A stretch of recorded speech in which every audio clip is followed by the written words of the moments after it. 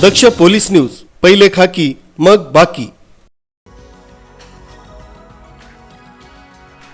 नाशिक लोकसभेची रणधुमाळी आता अंतिम चरणात आहे।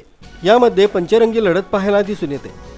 नाशिक शहरामध्ये महाविकास आघाडी, महायुती, वंचित बहुजन आघाडी, शांतिगिरीजी महाराज, त्याच पाठोपाठ आता सैनिक समाज पार्टीच्या जयश्री पाटील यांनी प्रचारात प्रचंड आघाडी घेतली। सैनिक समाज पार्टीच्या उमेदवार जयश्री पाटील यांनी घरोघरी जाऊन मतदारांच्या भेटीगाठी घेत मतदारांना आवाहन केलं।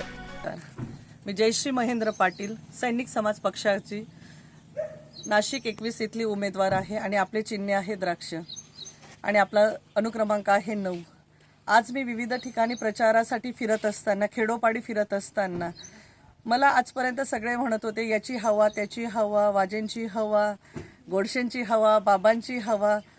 पण आज जेव्हा मी प्रत्यक्ष शेतकऱ्यांपर्यंत पोहोचते तेव्हा मला कळतंय की हवा कोणाचीच नाही ॲक्च्युली, आणि ते आता शेतकरी स्वतः ठरवतील। आणि मी तर म्हणेल मीडियावाल्यांना की तुम्ही जा, प्रत्यक्ष फील्डवर जा आणि बघा तुम्ही की काय चाललेलं आहे। हे फक्त माझ्या गोडशेंची हवा, बाबांची हवा। पण आज जेव्हा मी प्रत्यक्ष शेतकऱ्यांपर्यंत पोहोचते तेव्हा मला कळतंय की हवा कोणाचीच नाही ॲक्च्युली, आणि ते आता शेतकरी स्वतः ठरवतील। आणि मी तर म्हणेल मीडियावाल्यांना की तुम्ही जा, प्रत्यक्ष फील्डवर जा। आणि जयश्री पाटील यांनी जनतेच्या समस्या जाणून घेत त्या सोडवण्याचं आश्वासन दिलंय।